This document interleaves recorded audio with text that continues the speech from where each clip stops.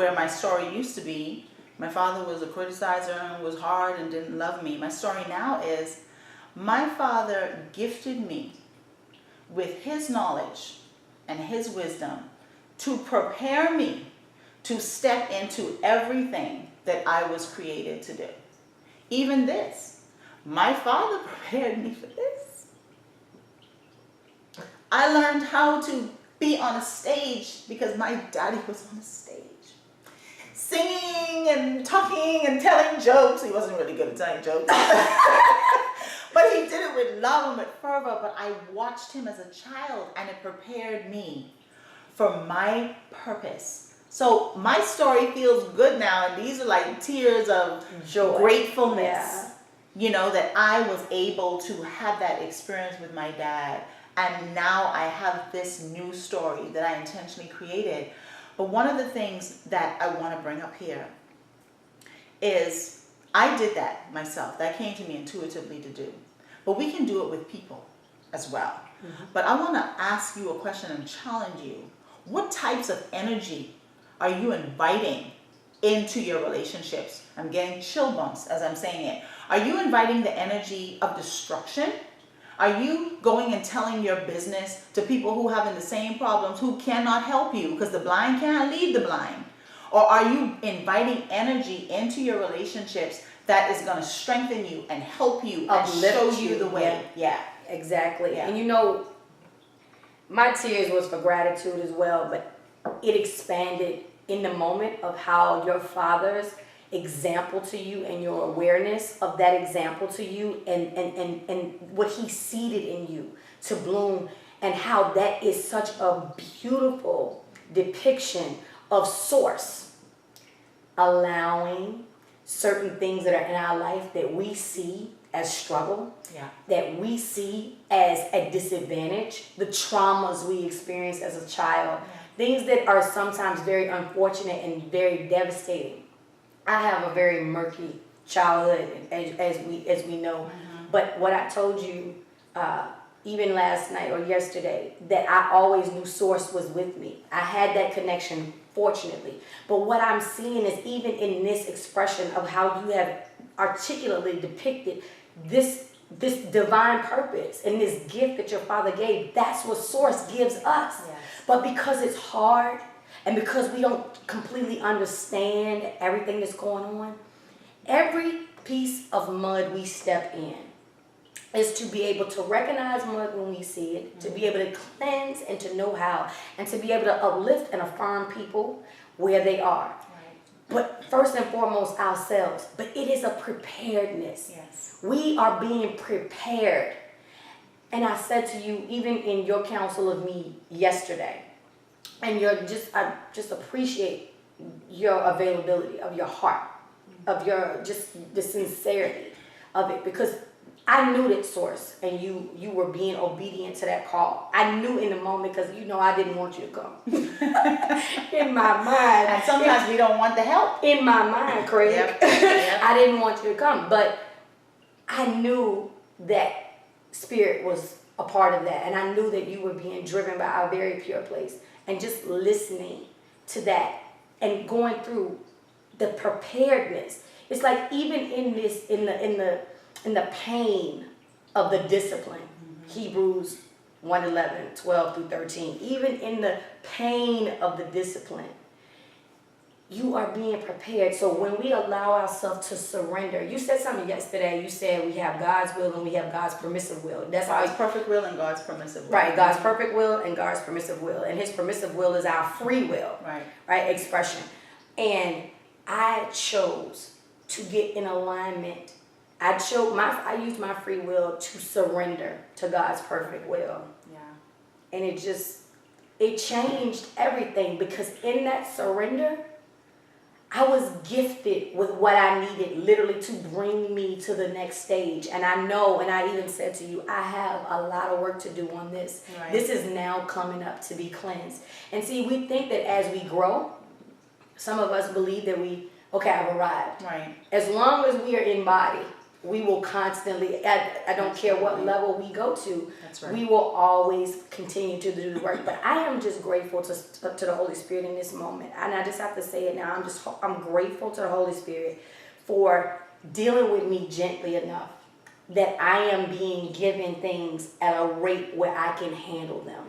And what happened yesterday between us, and what happened with my dad, and this is the next key component, and this will help you to save relationships, because we're talking today about how I can save my relationship, is my dad sacredly sowed into me and sacredly sowed into me. And I sacredly sowed into you, and I sacredly sowed into you. Absolutely. And this is how we save our relationships.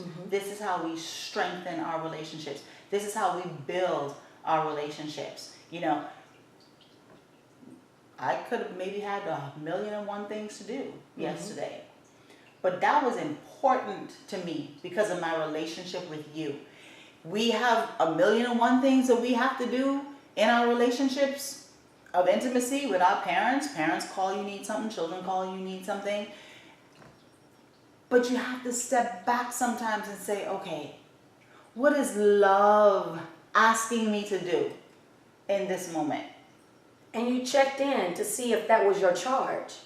You didn't just run in to rescue or to just jump in and be a part of. Because as counselors, a lot of times, and just as women who are givers, sometimes we can overreach.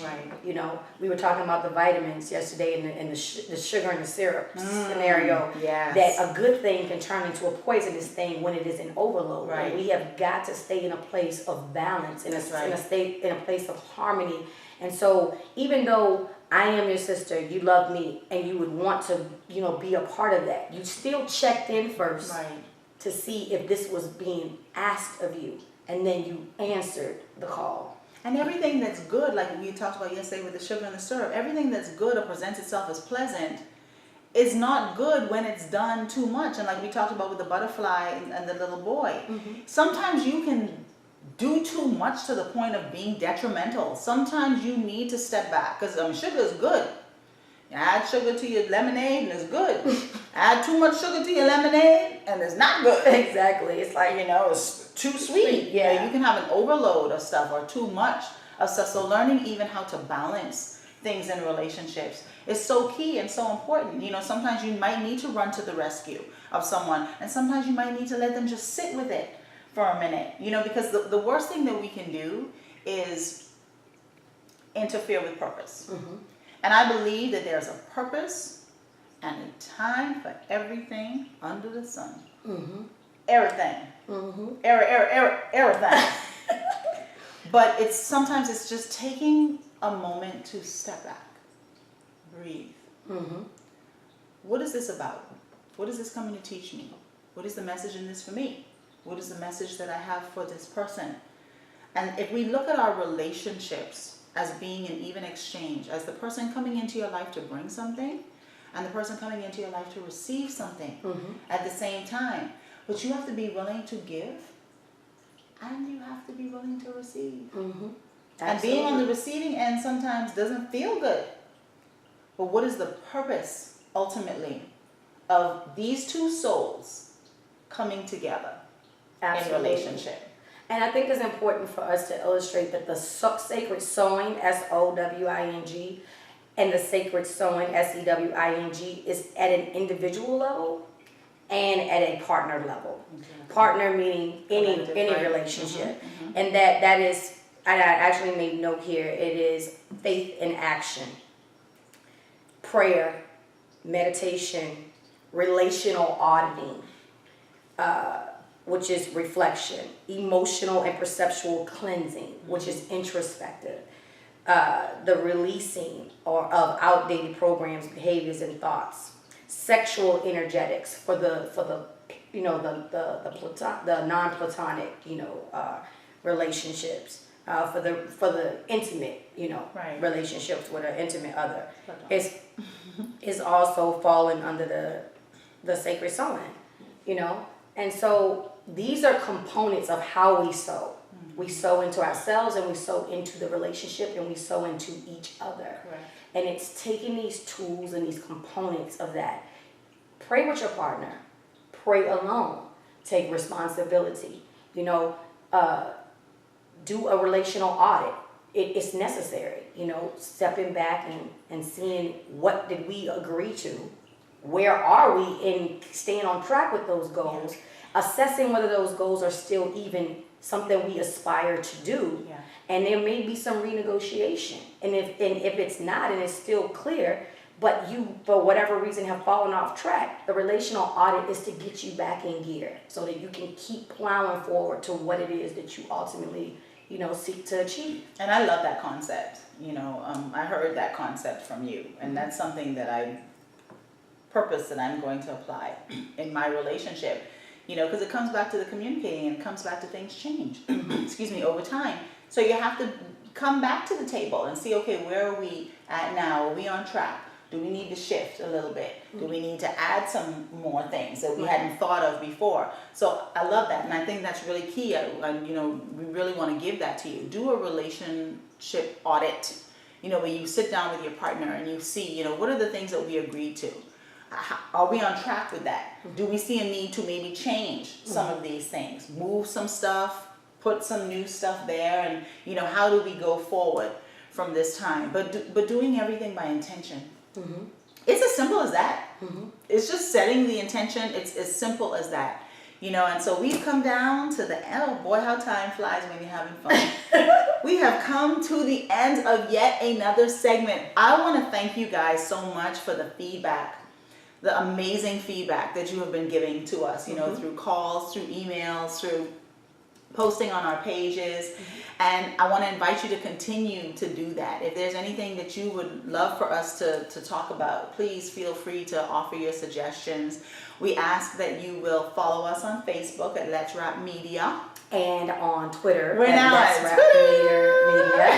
Yes. Let's Rap Media. We ask you to subscribe to our YouTube channel. If you want to get in contact with us individually, you can reach us at letsrapmedia@gmail.com. Send us an email and we will definitely get back to you. We're going to continue to talk about relationships. And maybe you feel like you can't save your relationship. Maybe you feel like your relationship is over. Maybe you feel that divorce is absolutely necessary. We want to talk next week about that and what does that really mean, divorce, and how to do it. Are you doing it right? Because you actually end the contract, it doesn't mean that you're now separate from this individual, especially if you have children together. Actually, that's not going to change. Not at all. You're still in a relationship with this person.